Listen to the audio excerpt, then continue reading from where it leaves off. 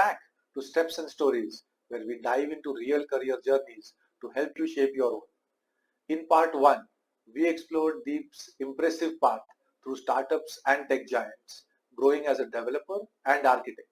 Now, in part 2, we step into his entrepreneurial chapter, the mindset shifts, personal growth, and soft skills that helped him build a thriving edtech startup. If you are curious about taking the leap from a solid tech career to launching your own venture, this episode is packed with wisdom. Let's get started. Talk us a little bit about how did this idea of Makkajai come about? Right. So, Makkajai is not my first company.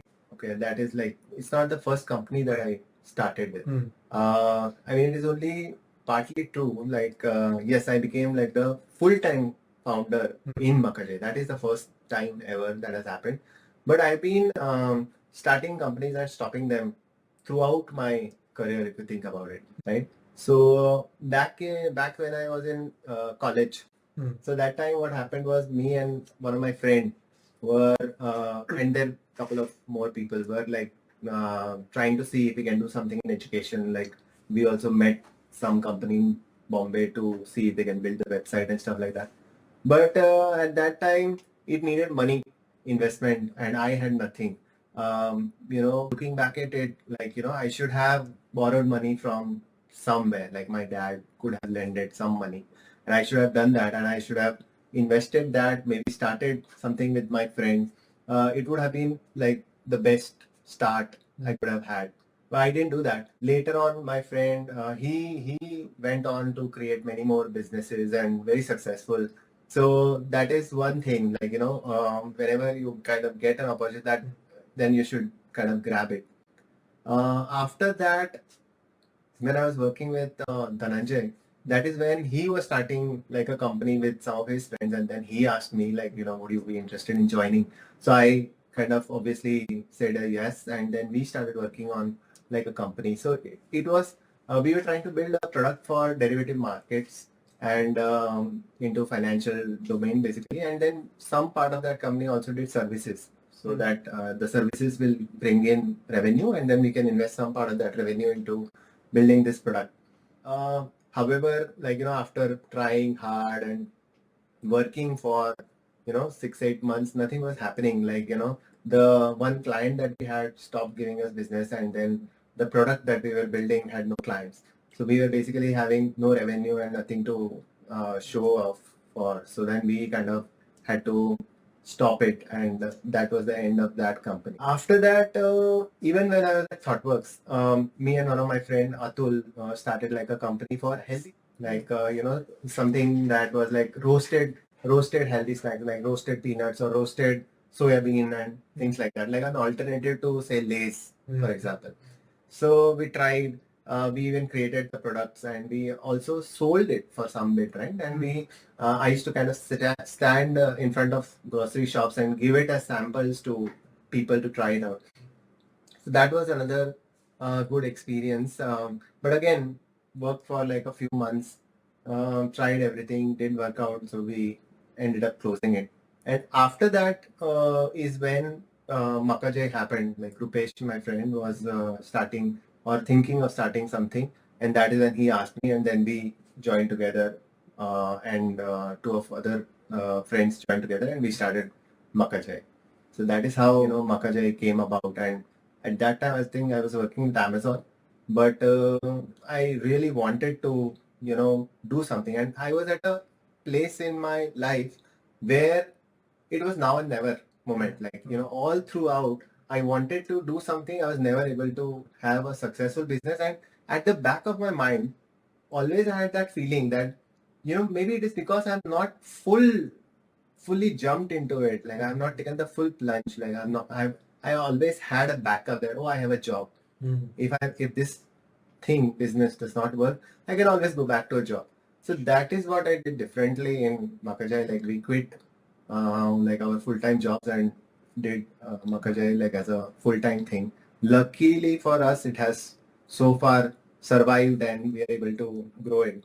Yeah, that's a good thing. Fantastic. So you learned from some of your previous experiences and you felt that, being full-time into entrepreneurship or your startup might help you make it successful. And that was one of the assumptions on which you kind of jumped into this based on your past experience. Yeah, absolutely. Like, when you are working on a startup part time, it's extremely stressful. Yeah. Because you have a day job, like you're already spending 8-10 hours there, and then to get energy to work on something that you really want to work on takes a huge commitment. Yeah. Like, in the early days of Makkajai, we were still, like, I was still working with Amazon, and then side by side we were ideating on what to do and all.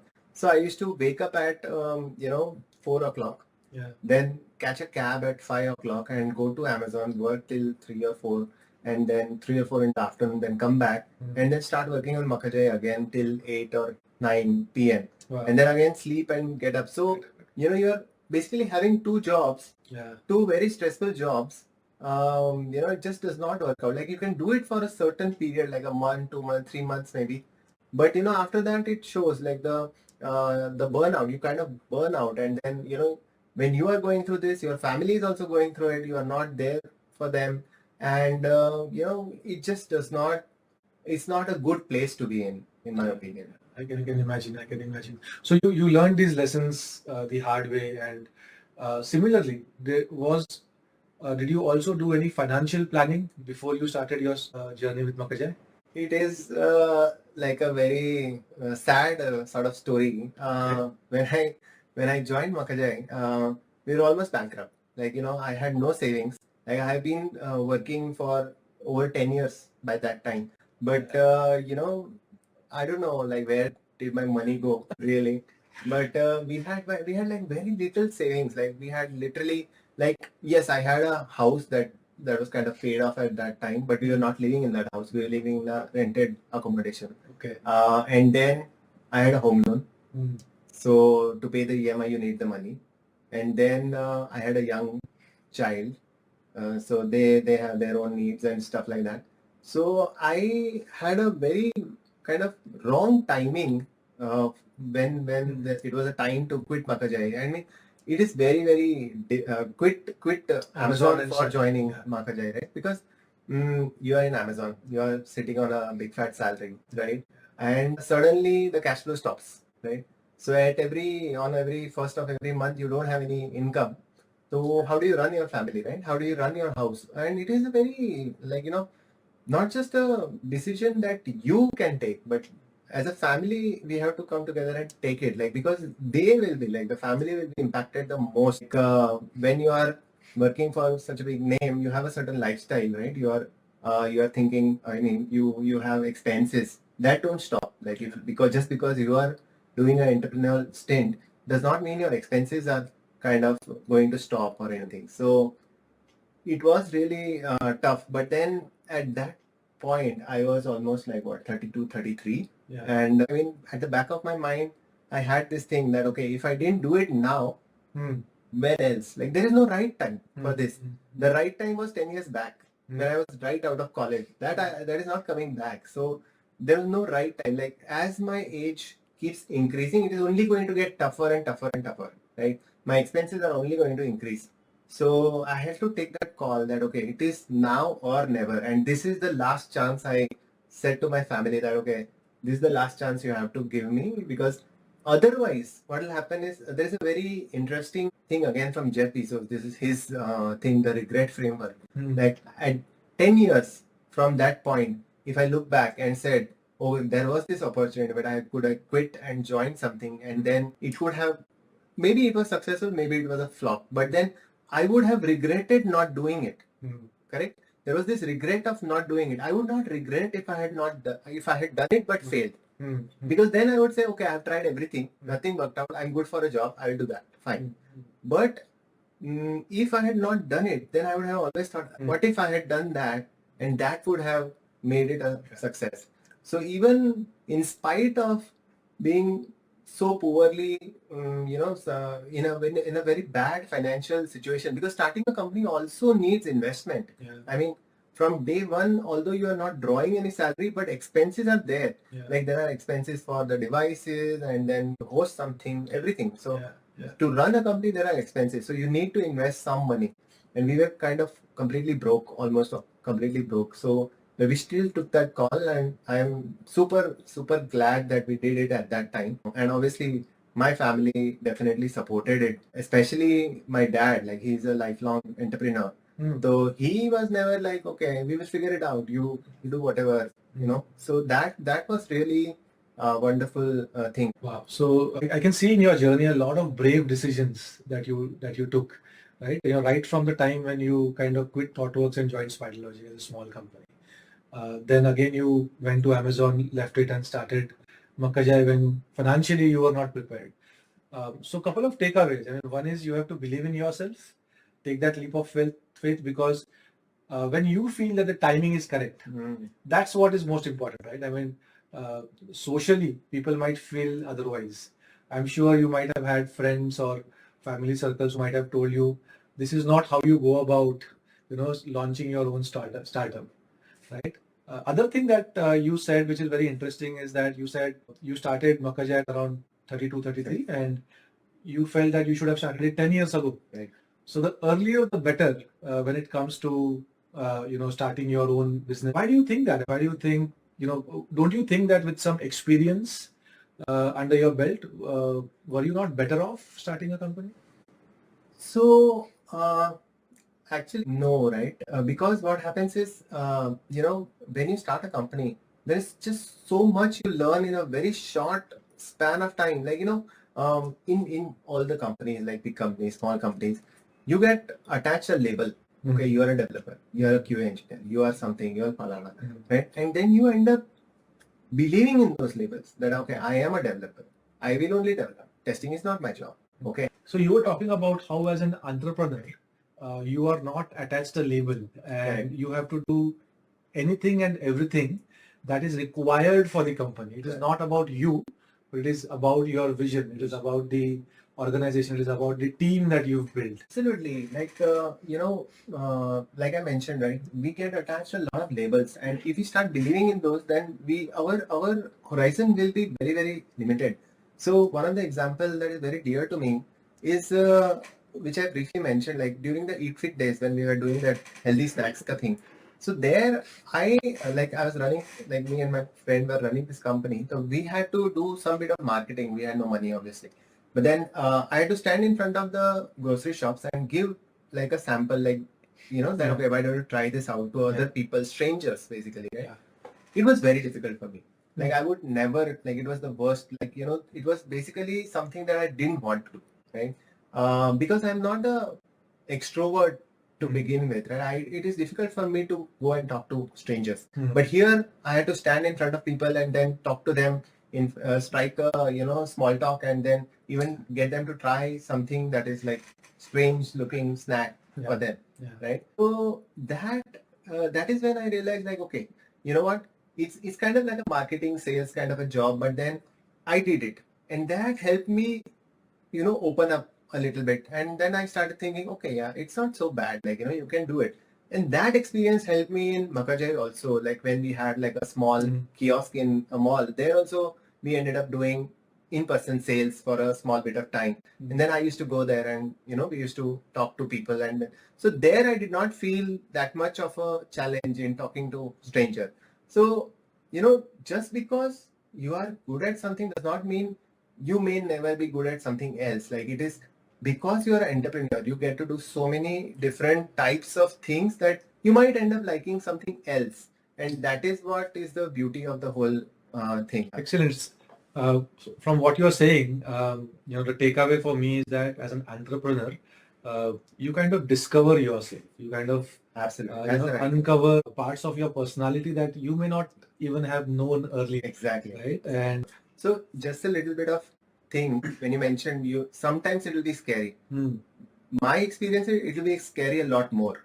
It will only be not scary for a very little, small area where you are comfortable doing stuff. But it will be scary most of the time. Okay. But then that is what makes you grow into a person you are today, right? Was there something like a trigger which would kind of push you to do the uncomfortable on a daily basis? Yeah, I think it's very similar to going to a gym. for exercise. Okay. I think getting out is the most tough part. Like, getting up and getting out is the most. Once you are in the gym, then you just start doing stuff that, and you start running, doing cardio, whatever. So I think that is the most, taking that first step is the most challenging bit. And for entrepreneurs, right, what happens is there is just nobody else to do anything. Like, okay, everyone else is busy doing something else, and there needs to be this thing that needs to get done, and you are the one who has the time. So then, I mean, there is no other choice but to actually learn and do it. It's as if like, okay, if you don't do, then who else will? Yeah. Right? And you can't say it just does not work, because everyone is looking up to you. Like, even your partners or your people are actually looking up to you. If you can say no to something, I will also say no to something else. Yeah. Right?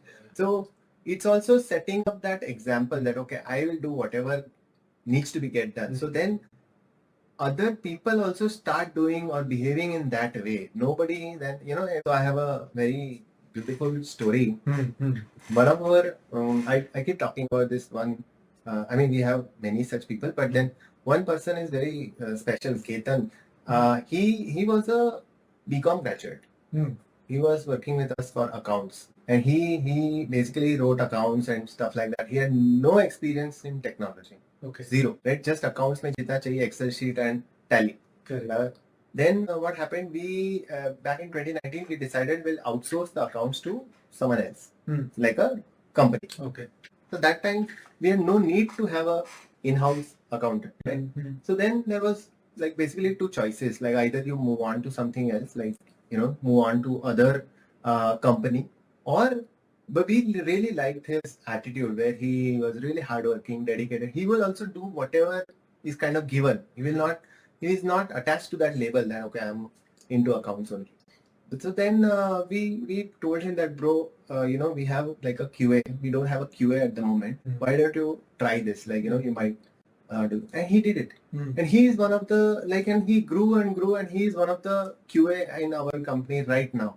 So imagine someone who has no exposure in technology but moved to the accounts, from accounts to being like a QA, and then doing QA as a day in day out kind of a job.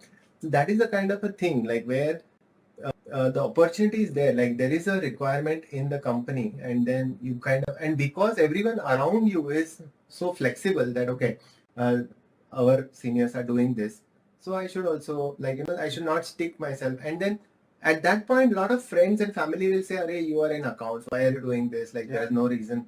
But then keeping all the biases aside and saying, "No, let me take it. Like I might like it." So he's much better off now. You've experienced a life where you had a label in your own words, where you were a tech architect or a developer, and you were doing something which was a little bit focused towards that.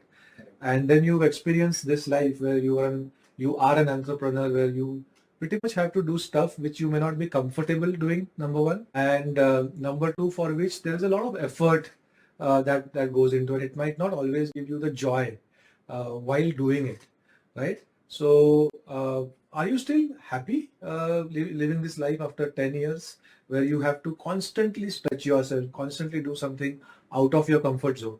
Would it not have been better to just be at a nice big brand name like Amazon and do what you are really good at, because you kind of developed your skills, coding skills for 10, 12 years, and you could have made a fortune just being at Amazon. Absolutely. So it would have been better in some aspects. Like I would have had more money, like you said. But having said that, right, I don't regret this 10-year journey of being an entrepreneur one bit. Like I would not exchange it for anything else. In my view, right, being an entrepreneur has made me a better person, if you think about it, because it makes you open to learning. Basically, like you have to do so many different things. You will end up learning things that you would never learn otherwise.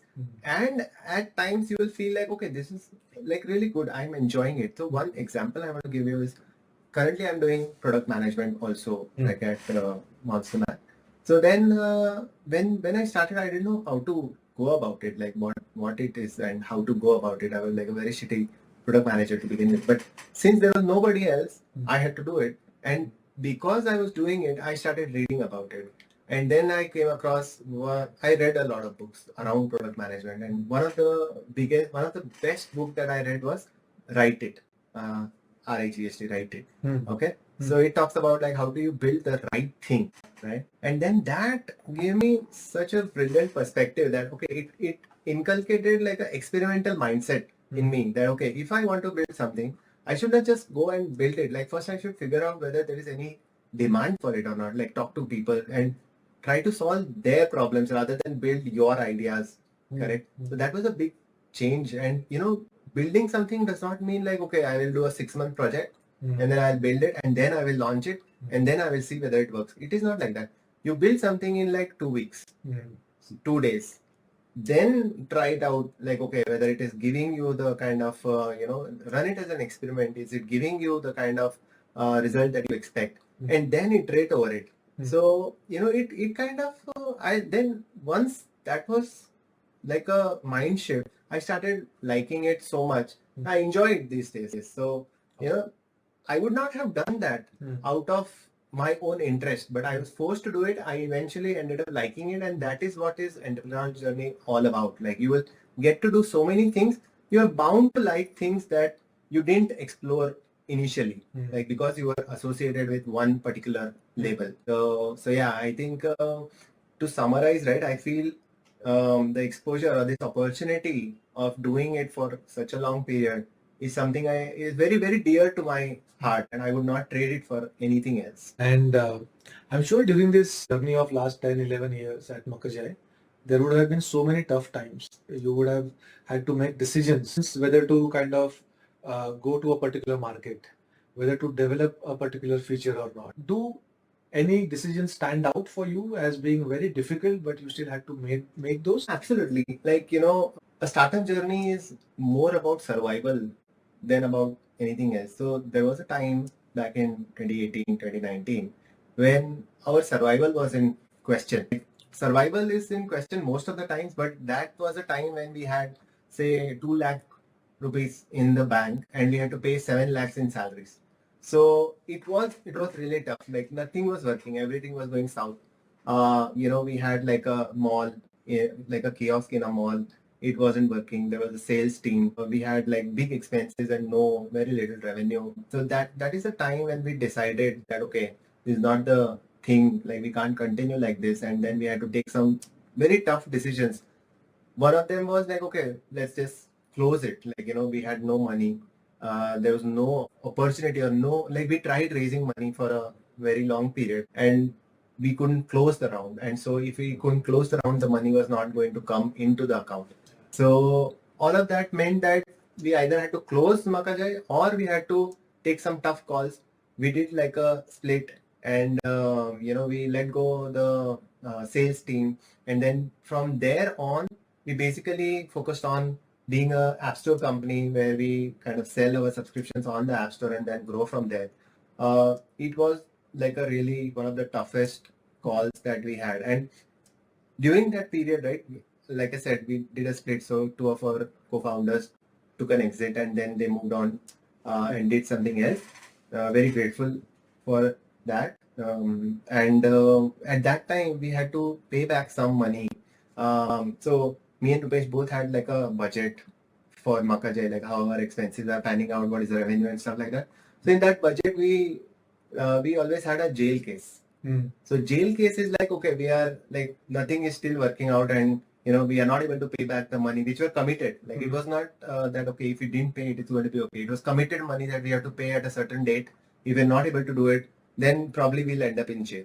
So thankfully that did not happen and we were able to pay those, meet those commitments and here we are, like, so many such moments, but this one was like really one of the toughest, kind of the lowest of the lows. Like at that point, you as a founder also start thinking, okay, the end is near now. I just need to get through it and move on to something else, basically. Yeah. You feel like giving up.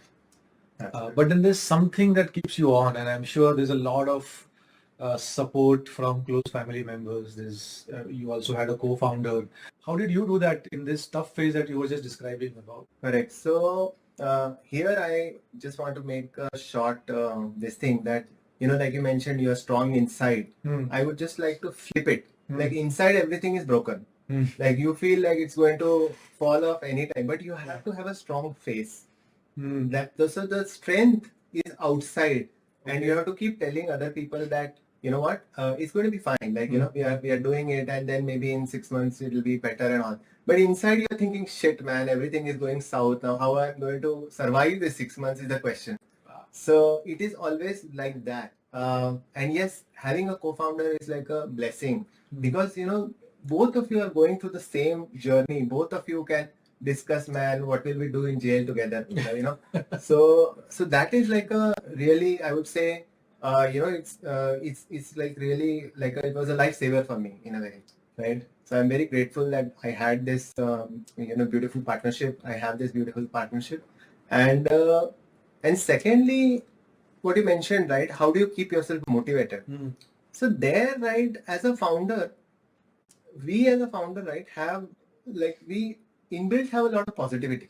Like, we always think positive about things. Like, we generally are more positive people because if you think about it, right, 99% of the businesses fail, right? They die. But we are still here starting a business of our own. We must be thinking something wrong. Like, okay, why am I doing it when the odds are against me, like so stacked against me? So that means we have that inbuilt positivity driven that, something, we'll figure out something. Like we have that attitude. So that really helps. Like we are generally very positive minded people, and that kind of helps us tide through the time. I mean, we have a habit of looking at the, like tiny spark at the end of the tunnel when there is nothing, it's only dark. But we still kind of see that spark, right? So that is how being a founder is. And the second most important thing is grit. That is one of the most important ingredients. Like, if you don't have grit, there is very little chance of doing anything successful because you need to be able to try and fail and then try again and fail again and then still keep on trying. So the more, the more you are that way, like, okay, you're not afraid of failures. Like in our society, we have a very, we are very, from very, very childhood, we are taught about, oh, failure is bad. But failure is not bad. It is like a thing, like without failure, there is no success, right? You have to learn from the failures to become anything like successful. So I think we should embrace failure and we should teach our children that, okay, failing is good. Without failing, there is no success. We have it as a taboo currently, and I think we should kind of change it. So that grit is really important. That mindset to try, fail, try again, fail again, try again is really important. But there also, it is a balance of sorts, right? Because a lot of time what happens is a lot of companies go through what I call a slow death, where the founder is so in the thing that, okay, this is going to work, like I'm going to make it work. So they just keep trying. When there are signs that, okay, it is not working, it is not, it is not going to flourish into something better. So they just keep trying and they just do it for a very long time. And that is a lot, very, very painful. So it's a balance where you kind of understand that, okay, maybe something will work or it's never going to work and maybe I should stop now rather than later. And there is no science to it. It's more art than science. So you mentioned these three things, and one is that you need to have, as a founder, you have a vision and you are eternally positive about that vision. Yeah. And that's how creation happens, right? Second thing you mentioned was that you need to have this immense grit in yourself. And third, you mentioned that you need to show a brave face. Yes. Even though inside you might be, a little bit shattered or broken, you need to show that brave face. And I think that brave face also comes from that founder's vision, where, you have that faith or you have that you have that ability to see beyond all this darkness that is there. Even though there might not be a light, and a beautiful thing that you mentioned that, you see a spark where there is none. And that I feel is that founder's vision. And, very inspiring that, you mentioned it, because I think a lot of founders, a lot of young folks who want to go on their startup journey are not sure about how to persevere in that immense of difficult times. You also spoke about how your co-founder Rupesh helped you, and I'm sure Rupesh will also say the same thing about you. So having somebody to kind of share the tough times with definitely helps. So one thing I would add here, I mean, in retrospective, everything looks beautiful. Yeah. I mean, I can talk about it in retrospective that we had this, but when you're going through that phase, like in 2018, 2019, we really had no clue whether it is going to work. Yeah. Like that is like a fact. Okay. And that is why we had the jail case. Yeah. Right? That okay, if things are not going to work, then we will be in jail. And then we had to accept that as an outcome. Right? So that is what is like, okay, what is the worst that can happen? Okay, you will be in the jail. And maybe that is a 6 months tenure and you have to be okay with it. So, and maybe you have to think, okay, someone will bail us out. Like, maybe our parents or maybe something else. Maybe we'll take some loans. Maybe we'll, sell some kidneys or I don't know what. Yeah. But we'll raise some fund and then we'll do something that will bail us out. So when you are going through it, it is very difficult to see the light at the end of the tunnel. Yeah. But in retrospect, everything looks very rosy and wow. But that is, I keep telling this to Sapna also, and when we were going through that 2019 phase where we had to give some of our own money, right? So I kept telling her that okay, this is the decision where after 5, 7, 10 years, people or we will think of like what dumbass people these are. Like they gave away their own money for buying something that is worth nothing. Yeah. Or we will be like, okay, these are like visionaries. That okay, they thought that they will make something out of it. So that is how kind of life is, and it's at that point nobody can say which way it will go, but you have to be okay with the choice. Yeah, absolutely. And while you were talking about these experiences, I was constantly thinking about your family. What would they be thinking? And while you were in that moment, stressful moments, you would have, I'm sure that would have showed up in your interactions with the family. I know kids also can like feel something is off. How did your family respond to this? What was the support like from them? Oh, absolutely. Like when you are starting or being an entrepreneur, I tell this to everyone that okay, it's not just you who is going through the tough time or going through the entrepreneurial journey. It's the whole family who is on that journey, right? They feel the pain as much as you do, right? Sometimes even more because you have at least thought that okay, 6 months mein something is going to work out, but they are seeing that nothing is happening. Yeah. Okay, bro, what are you doing? Why don't you go and have a job, right? So the family is crucial. Like they go through a lot without having full context in how things are, and but in my case, I was very lucky, very fortunate that all of them, my wife, child, parents, supported me big time in multiple failures. Like like I had so many failures. We talked about it, right? So many companies. Yeah. I have a history of starting, stopping, nothing working out. So naturally, it is very evident that okay, why do you think this will work out? Like but then they still say, okay, you want to do it, go ahead and do it. I'm very grateful that they gave me this freedom because I had a very young child when I started Makkajai. Right? I had a home loan also. Financially, it is extremely stressful. You see all your colleagues or peers kind of rising up and having a better life and doing all these vacations, international holidays and staying at all these fancy places and stuff. So it does impact. Definitely, it has an impact on the psyche. But at the same time, believing in that, okay, let's try this. This is something very close to your heart, and so you have our full support. So that is something really incredible. Like it is very tough. Like founder going through a tough time is say 1x painful. Then the family going through the same thing is at least 10x more painful. Because like you said, right, even kids who don't have much say in things, they can feel like, okay, you know what, why are we doing this? Like, why we don't have this good lifestyle and stuff like that. So absolutely. Incredible is the right word. Incredible. Incredible and indebted. Like, in whatever they have done for me. Very true. Okay, so going back a little bit to your starting days of Makkajai, how did this vision about building something in edtech, an educational product or a company which will help kids come about? I mean, was that always something that you wanted to do from the beginning of your career? What was the inspiration to this product, Monster Math? Right. So here, to be honest, for me, the attraction was to start something of my own. It doesn't matter whether it is in education, whether it is in grocery business, whether it is in XYZ, right? For me, it had no real impact to start off, right?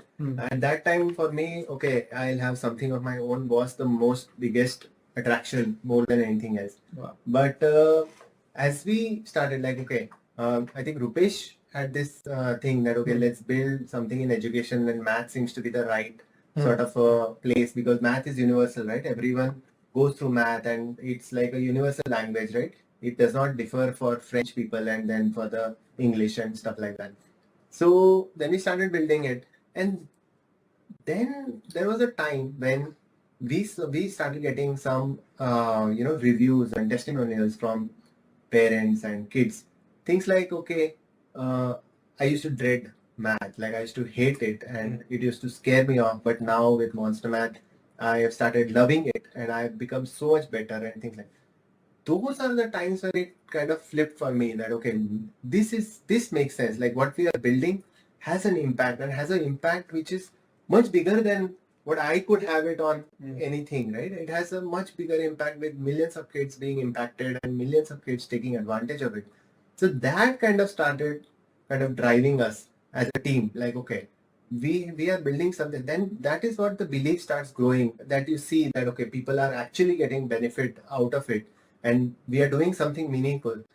That belief drives us even when we are in such a tough market. If you think about it, right, education is not a very easy market, where the user is someone else who has no control over who's going to pay, but we still kind of are trying to survive and grow in this market. It's because of that joy when someone responds that, oh, you know what, I have started liking math because of Monster Math. That drives us all. Good to know about all your accomplishments at Makkajai, and I'm sure you are very proud of your journey, and feel grateful that you are able to come over here today and share all your experiences and stories with our listeners. So just one thing, Yeah. I'm more grateful and I feel I'm a little bit more lucky than being proud. Like, it feels all good, I agree. But, I have been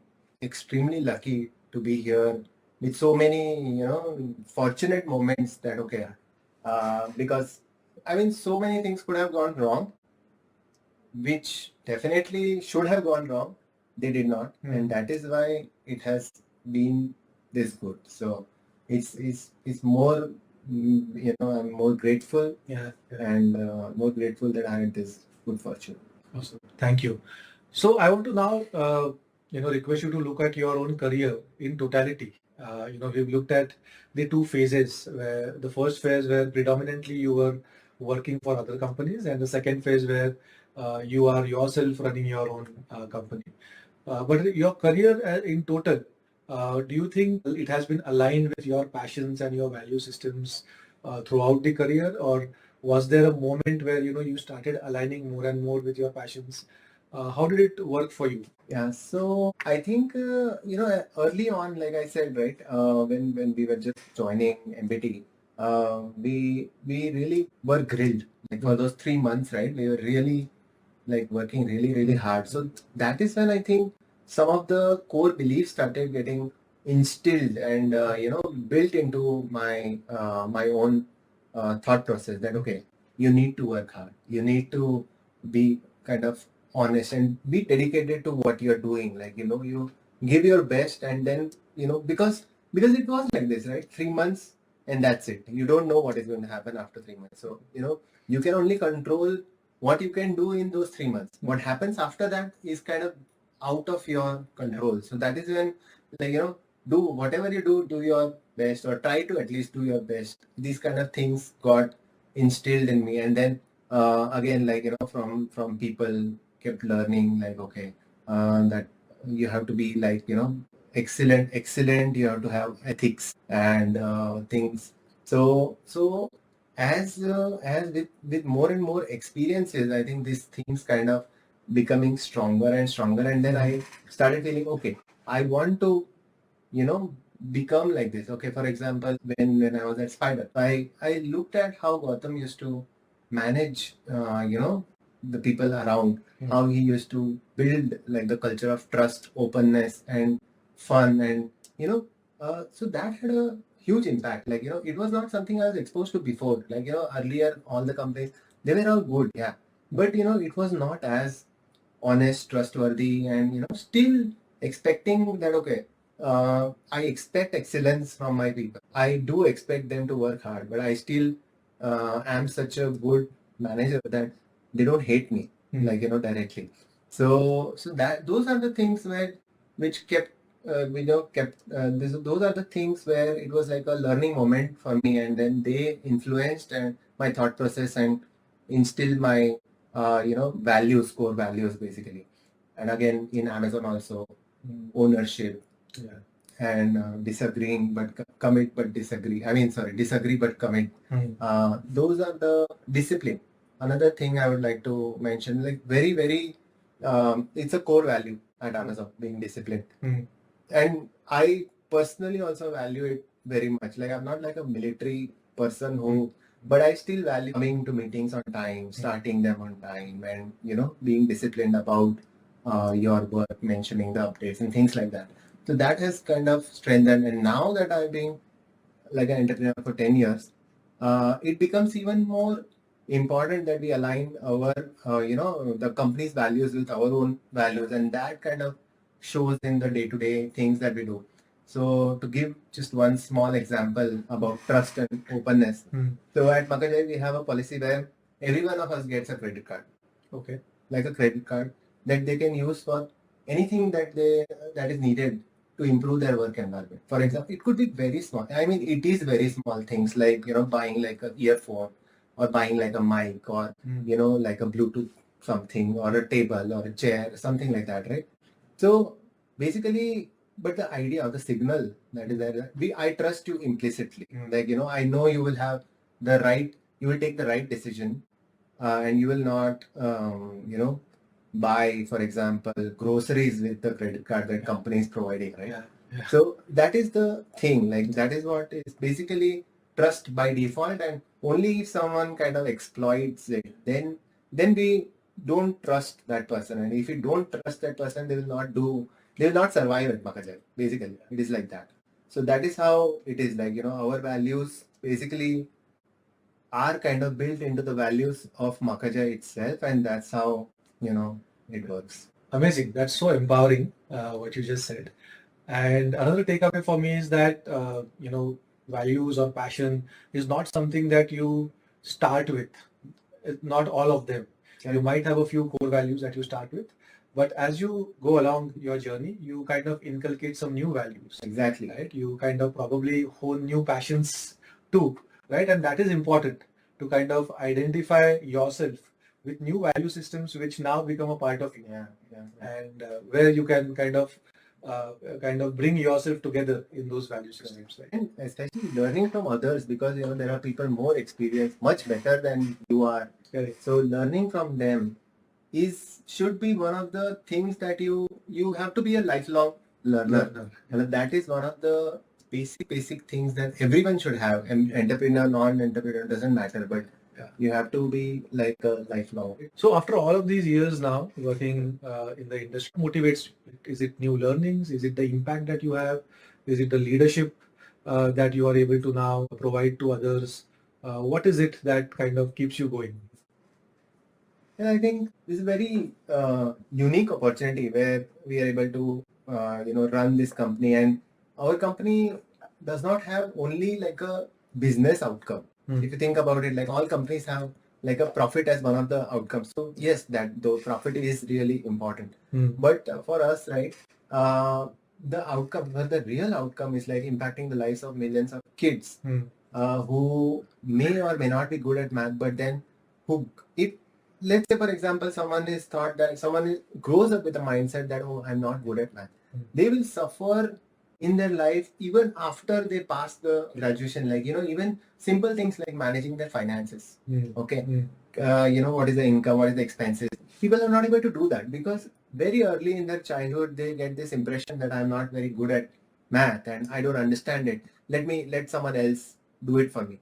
Now that is a problem. Like that is a lifelong problem. If you are able to fix it for at least some of the kids, that is like a very big thing for us. Like, that keeps us going. So, that is one of the things I would say which keeps us going. And every Monday morning we kind of, recharge and come back and say like, what, okay, let's do this. Like, what we are doing has an impact, and that is what keeps us going. So earlier you start in making these kind of interventions, the better, especially in something like math.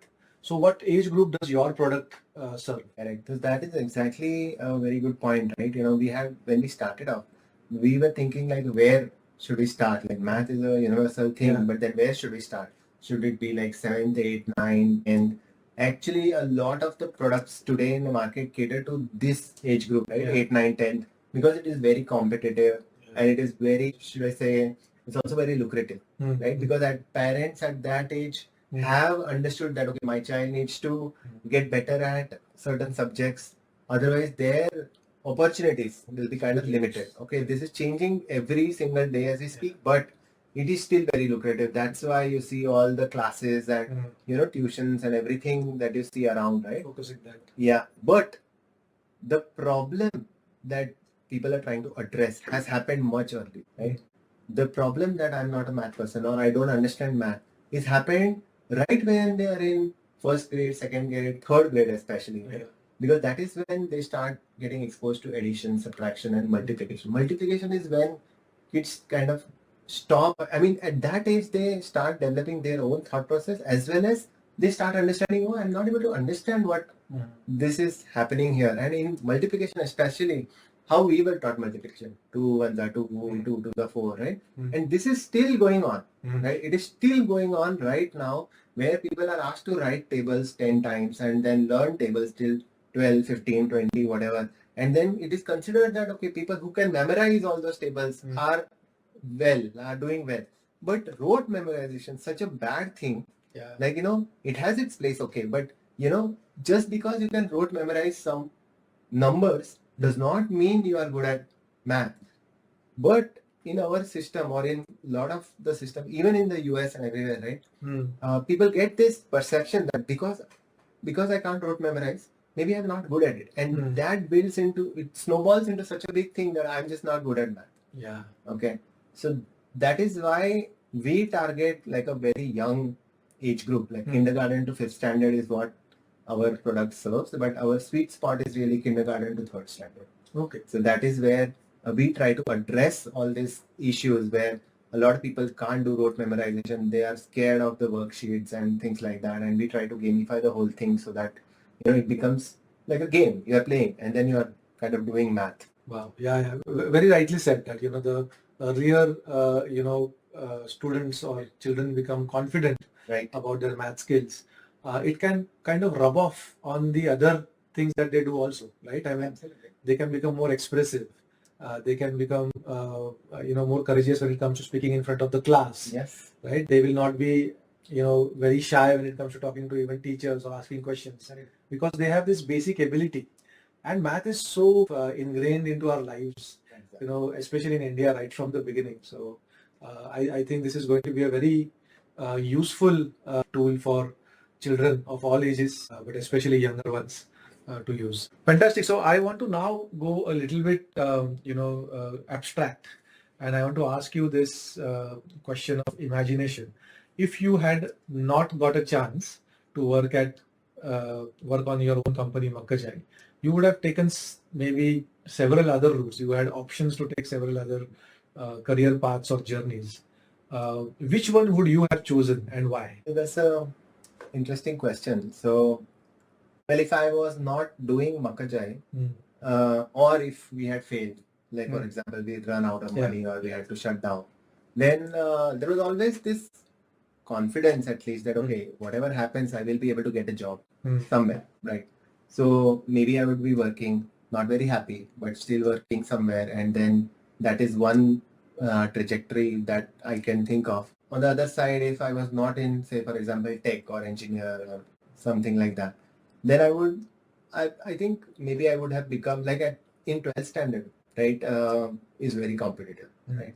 And there was this one exam you basically crack it. Like in our times, so there was no CET or IIT. I mean, there was IIT, but we though never have heard about it. So there was only state board exam, and then you score in that exam, or you are like kind of gone. Correct. So that time I had like a mental thing that, okay, if I don't do well in this, I will do BSc, MSc, something around something in the sciences, and then I will become like a professor, like a teacher somewhere. So I think maybe teaching is something I would have taken. That is another thing.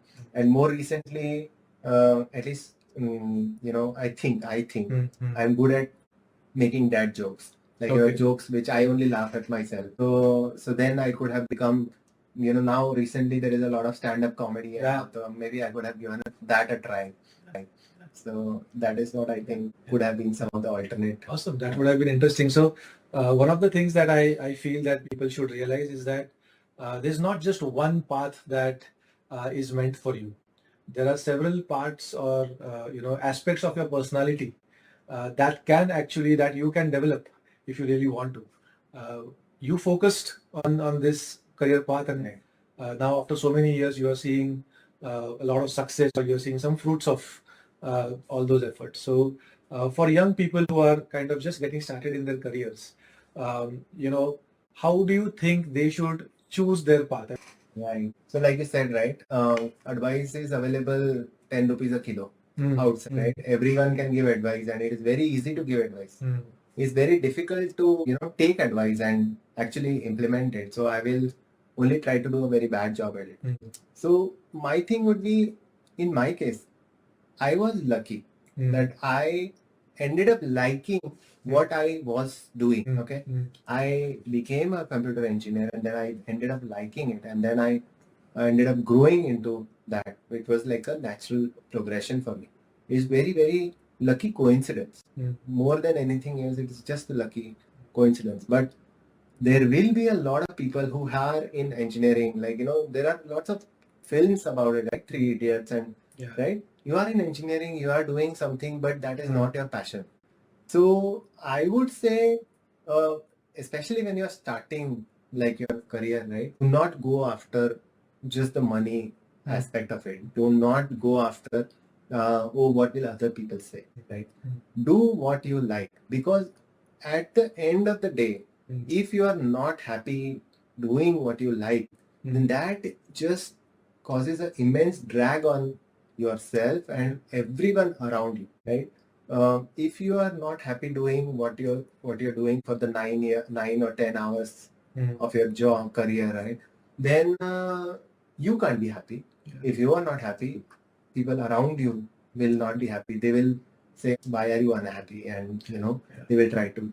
But that is the core problem. Like forget for a moment that money is important, but in all the other careers that you are also interested in, you could maybe earn a little bit less, it's okay, but you will still be happy. I mean, that is the why are we working, right? The core end goal of being or working is not to earn like millions of dollars and keep it in the bank and do nothing with it, right? It is to have a good experience in life and be happy eventually, right? So I would say, if you are passionate about something, at least early in your career, you should focus on that and follow that more than anything else. Like, it might earn a little bit less, and that's okay. But you will be significantly more happier doing that compared to doing something that you're not happy day in and day out. And so many of us, right, when they reach 30, 35, so many of my friends in even companies like Amazon, they call and tell like, what do I do? Like, I have a pile full of cash, but I'm still not happy. So this is the thing, like, because you're kind of working on things that you don't really enjoy doing, it kind of hits back when in your middle that is when you get those midlife crisis, right? Yes. That is when it hits the hardest. That what have I done in the and what am I going to do for the next 15 years of my life? Correct, very well said. In fact, that is one of our missions at SkillJourney, to help people identify a fulfilling career, from an earlier stage. Again, it is not so easy, but one thing that I read in one of the books recently is that, and it connects with what you just said, that when you said you were lucky that I started liking what I was doing. One of these advices that this book gave was that if you are doing something and you are not liking it, it might mean that fundamentally you don't like that aspect, or it might mean that you are not so good at it. Yeah. So if you learn that skill, or if you invest a little bit in upskilling yourself to do the job that you're doing slightly better, you will realize that you start liking it slightly better. And then that is a positive spiral that keeps on building. And one fine day you might see that, oh, now I am loving my job. Correct. Because your skill has improved. So it is very important for people to realize this, that if you don't like something, is it because you're not good at it, or is it fundamentally something that your value system does not agree with? So making that distinction can actually help people have a more fulfilling career earlier in their lives, rather than identifying it in their 30s or early 40s, which is the midlife crisis phase. And very rightly said, there's so many of people around have kind of stalled career beyond the 30s, only because of this reason, that they don't invest either in upskilling themselves so that they start liking their jobs, or they're fundamentally on a career path which is so different from their value system that now it is too late to change that, and then they survive that career path for the rest of their careers, and they are unhappy individuals, right? I mean, and when an individual is unhappy, I think it affects their family life, it affects their health, it affects their mental stability. So I think it is a very connected thing. If your career is very well connected with the other aspects of your life, so you cannot just separate it out very easily, isn't it? No, absolutely. Because we as individuals, right, spend a lot of time working. Yeah. If you think about it, right, out of like a 24-hour period, we might be sleeping for 8 hours. That is 16. And then we might be working for 10 hours. So there is only like 6 hours is left. So majority of our waking hours, we end up working. Yeah. So if you are kind of unhappy about those 10 hours, or if you are kind of forced to do things against your will, then it's going to have serious consequences. Like, you will not be happy, you will not feel the joy. It is going to be like a very troublesome kind of life. Deep in all this business of your career and having your own startup, how do you continue to follow your passion? I know you are very interested in traveling, which you spoke about earlier, and you are also interested in trekking, and you might have other likings or passions that you want to pursue. Is it a struggle to take out time as a founder? So yes and no. But basically, yes, it is difficult to take out time, especially when you are like a full-time entrepreneur. Like, because there is always so much more to be done. And you are always like, okay, let me do this, let me do that, let me do this. But then I think it's really important to draw a line somewhere and get your priorities right. Because what will happen is work is never going to end, right? Work is never going to end, and it will only fill up the time that you have. But so is life, right? Life is never going to wait for you, right? Life is only going to move on. And if you don't take out time to spend with your family, to spend and do things with them, have experiences, then what will happen is your child will keep growing up. You will miss their childhood, and then you will end up with like a huge regret that, okay, I could not spend time with my family. Even after that, let's say after 10, 15 years, I have millions of dollars. But if I am with that regret, I would not be happy, right? Yeah. And I can't rewind and relive those moments where my child or where my family is still going through while I'm struggling, right? So it is really important to prioritize that, okay, there is always going to be work to be done, but there has to be a time given, and we have to take out time to spend it with the family. And that is where I think travel and trekking play a big part in our this thing. We are very, I'm at least very, very, happy to do travel to places, and luckily all of us are also very, passionate about it. Trekking again is like really, really, it's kind of like the purest form of travel because, you are like by your side, self. Yeah. There's no one else, and then you are walking with a group, and then you don't even have network, no distractions. All you have is like you and your family and some other people, and then you bond together, do things together, you bond with the nature. Yeah. So it really, is kind of like really important for me to do these things. So that is why I ensure that we do these things together. It helps me be sane and enjoy these moments. And like I said before also, right? Travel is kind of like an investment, and it kind of, we relive those memories so often, it just brings joy that many more times. So Very true. What you said. Work is never going to end, and yet life is also going to continue to go along. So right. how do you find a balance is the key. Over the years, I'm sure, in your career as a founder, you would have built a few habits.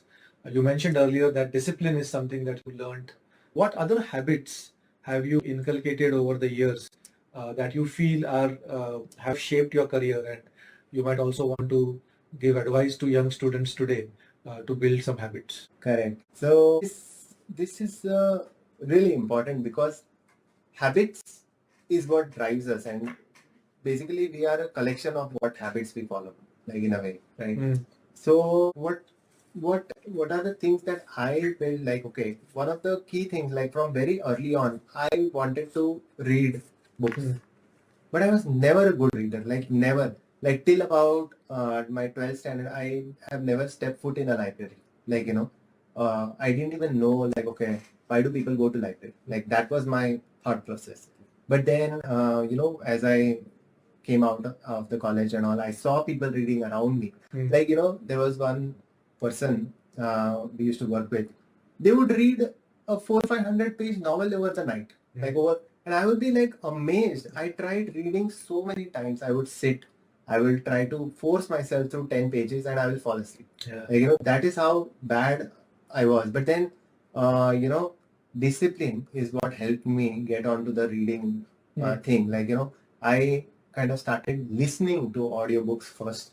And then I happened to listen to the first audiobook was this Robin Sharma ka 5 a.m. Club. Okay, so that is when it struck me that, okay, if I want to read, I will have to make time for it. Yeah. Like, it's not going to happen. Like, if I say that, okay, I'll come back from office and then I'll try.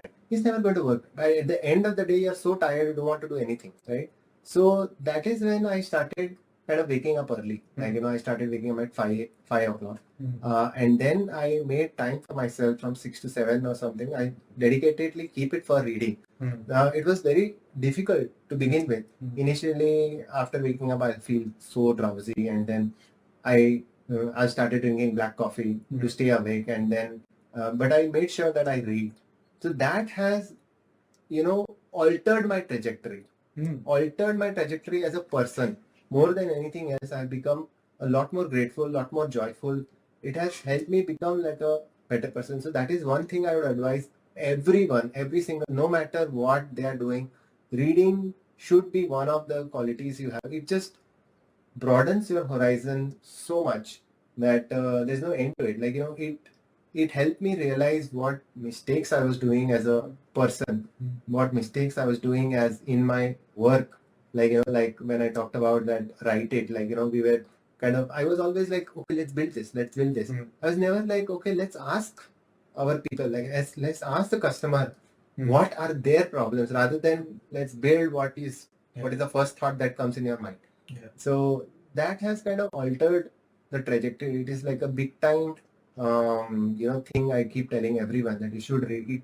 Reading has also helped me become a lot more grateful about day-to-day life. So that is one thing I think really important for me, and I would advise everyone to try it. And if they fail, try it again, but don't give up. So that is one thing. And another thing is like, because of reading again, I came across this tiny habit. So that has helped me develop, like, I always wanted to learn like a musical instrument, playing music basically, right? I always thought of playing guitar. I've tried to learn playing at least 6 or 7 times in my whole journey, where I've started the classes for a month, 2 months, and then left it, like, because of some or the other reason. I'm sure it was me. But then, I was never consistent. But because of reading Tiny Habits, how it started, like, basically, in a short, the crux is that if you want to do anything new, you can just latch on to something that you're already doing and add like a small bit to it, and then, it becomes a habit. So that is how I started kind of playing like a keyboard. So I would just before starting work, I would take out like 5 minutes to just play keyboard, and then I started from a very basic. And now today I have almost like a 48-week streak on like playing. I can play decently. Like I can't. I'm not a professional player, but it again gives me a lot of joy to just be able to play something and work on work on a goal that I had for a very long time. So yeah. So these are. Wow. So reading, you recommend very highly. You also recommend some kind of a kind of music related kind of a hobby which can help you. That helps you. Music is also really important because, for any musical instrument, generally both your hands or some body part is kind of involved. So it kind of, triggers, or it forces you to use both the left and the right brain. Yeah. It kind of really, and it is difficult if you think about it, right? When you play a keyboard with both hands, it is kind of difficult. Your right hand will work but left will not, or your left will work but right will. So doing them both together is also good for your brain as such. Absolutely. And today's generation has so many options, right? I mean, if you want to learn music, you can easily learn online. You don't have to go to a offline class. And I think that's how you are also. Yeah, absolutely. Like, I figured that, okay, going to a class and, investing that 1 hour is not going to work out for me, because maybe, that big investment of going and spending 1 hour coming back is going to be a big inertia. So I started with simply piano, and then I just play for 5-10 minutes, and kind of that also gives me such a huge progress that I would have never believed. Consistently, even investing 5 to 10 minutes. Exactly. And you can see a huge difference after a few months. Exactly. Absolutely. Like, in this, like, less than a year, I'm able to play for release. At least when I play for release, you will be able to recognize that, okay, this is for release. There will be mistakes, but that is the kind of, achievement you can have. And when, before starting, I would have never imagined that, okay, I wouldn't be able to play something like that complicated. So in 2025, there are so many opportunities, and you are kind of using some of the advantages that we have with this latest technology. If you were to imagine starting your career in 2025, what would you do? Because there is plethora of opportunities which were not there probably in 2002. And also, the world has changed. The geopolitical scenario has changed. Tech scenario has completely transformed. The kind of consumers have also changed. People want to have different experiences now more than doing things using certain tools. People value the experience more. So if you have to imagine your career starting in 2025, what could it be? So with all the hindsight that I have today, right, I would say starting to be an entrepreneur now in 2025 is a lot more easier than what it was back in 2002, for example, right? Now in India, at least, we have such a big startup ecosystem. People are aware about startups. People are aware that, okay, startups need funding. There are angel investors, there are VC funds, and then there are also family offices. There are also parents who are kind of supportive and everything. So I think at this point, 2025, and there are so many like opportunities, like you said, like the technology, everything has evolved. It has become way more simpler. Like even a person from non-coding background can build a tool completely from scratch without knowing one bit of coding. Forget about good coding skill. Maybe they will not know how to do good code, write good code and all that, but they can build a product today with minimal investment. Like, with say, for example, as low as $20 a month, you can get a working system. Right? $20 nothing, one dinner outside. Correct? So starting a company now, there is never a better time. There has never been a better time compared to now to start building something. If you have passion for something, if you have like a thought that okay, maybe this is something that I could try, then there is never a better opportunity than it is now, especially in India. Absolutely. As they say, we are now entering the skills economy, where your skills matter more than where you are working. Correct. That whether you're working with a big brand or a small brand, I mean, if you have skills that you can use to build something and create something, it's also the creators economy, right? As they say. So use your skills to create something, and the earlier you start, and if you were to, start your career in 2025, you would become an entrepreneur. Oh yes. Awesome. Thanks. But now that you are where you are, looking ahead a little bit, what is your North Star? What's your personal North Star? Where you want to see yourself reach your personal ultimate aspiration, so to say? I'm not a very monetarily very ambitious person, if you think about it, right? I'm not like someone who will say, oh, I need a personal jet, or I always want to travel in like a private jet, business class. Okay, I'm very satisfied by doing the same journey in economy. I'm not even very tall that I need to go in a business class. So for me, I think earning a shitload of money was never like a thing. Like, it has never been like, okay, I need to be like super rich. So money is not the North Star. The North Star for me, I think, is to have a kind of, I don't know, it may be very philosophical, but I think for me it is to have like a fulfilled kind of life, which is kind of in balance with the things that I love doing and spending time with the family. I think finding that good balance between doing work that satisfies you or doing the work that gives you joy of working, at the same time also being spending time with family, having those conversations, dinner talks, and things like that.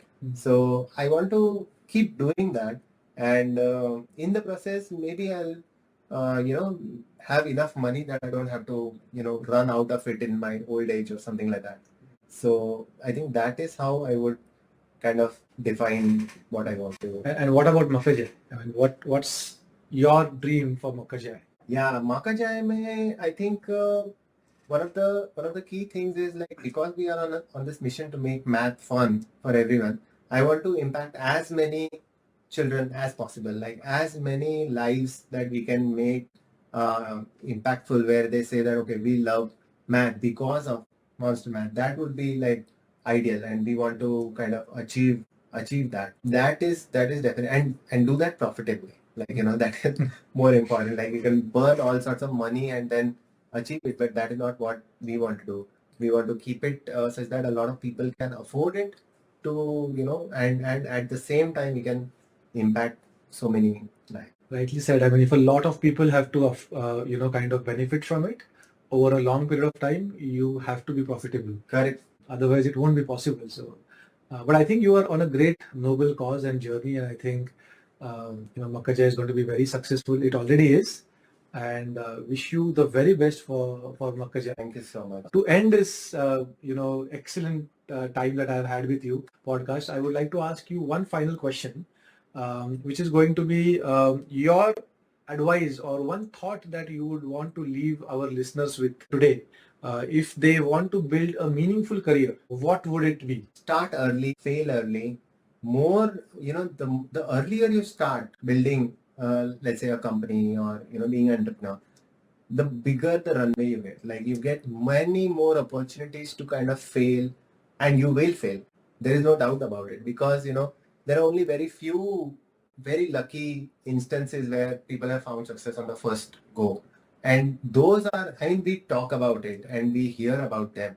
But believe me, those are the most exceptional scenarios. That is not by any chance the normal.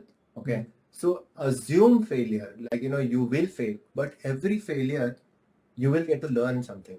And using that learning, you will start getting small successes, and every small success will add momentum.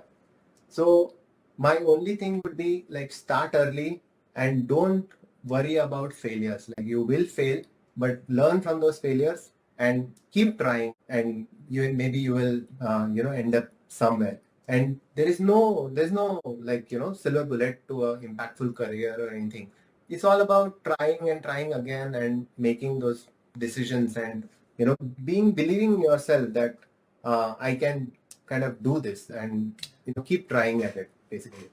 And like you said, I mean, tiny habits, which you spoke about so much, and building that discipline and doing things consistently. And I think you touched upon all of those aspects. It's been a pleasure, Deep. I can't explain in words how grateful I am for you to be here today and to do this, long chat with us. Thank you so much. We are very grateful at SkillJourney to have you over here. Thank you so much. Thanks for giving me this opportunity. It was wonderful sharing my journey, and if it inspires anyone, I would consider myself. Thank you. You're doing such a wonderful. Awesome. Thank you. And if some of our listeners and viewers want to get in touch with you, would you be okay for them to email you? Let's say if we share your, email information with them. Absolutely. Yeah. Anytime. Okay. Yeah. All right. Thank you so much once again. Thank Pleasure. you. So that was an incredible conversation with Deep Shah, filled with honesty, experience, and wisdom. His journey is proof that building a meaningful career isn't always linear. It's a mix of curiosity, courage, and continuous growth. So if you are just getting started, here are a few powerful lessons to carry with you. It's okay to not know your passion right away. Keep showing up, keep exploring. Take risks, try new things, fail fast. That's how you grow and discover what truly drives you. And most importantly, don't put life on hold. The balance between work and joy isn't something you find later. Thank you for tuning into Steps and Stories. If this episode inspired you, do share it with someone who's figuring out their own path. And remember, your journey is uniquely yours. Own it, shape it, and most importantly, enjoy it. So until next time, keep stepping forward.